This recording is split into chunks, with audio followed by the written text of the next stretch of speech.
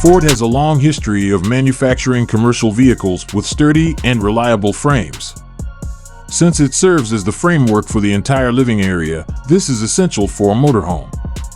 Anticipate that the 2025 model will profit from this heritage, possibly through increased ride comfort and fuel efficiency.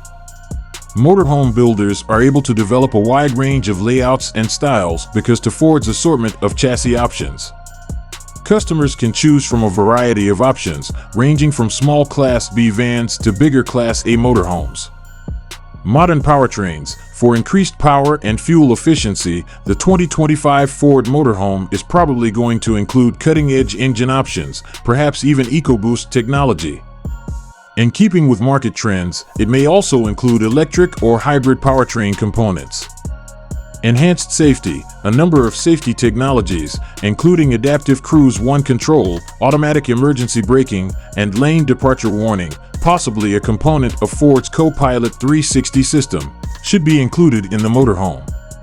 Communication, Wi-Fi hotspots, touchscreen infotainment systems, and smartphone integration are just a few examples of the cutting-edge communication capabilities that are frequently found in modern RVs.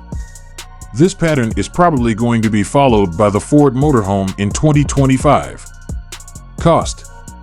Variable pricing, depending on the chassis type, the construction quality of the motorhome maker, and the equipment offered, the cost of a 2025 Ford Motorhome will vary considerably.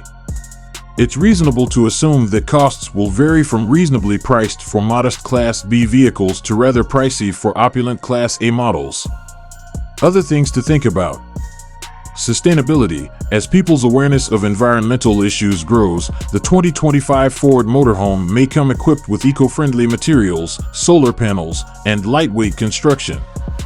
Technology integration. Smart home technology will probably be further integrated into future RVs, giving owners the ability to remotely control different areas of their living area.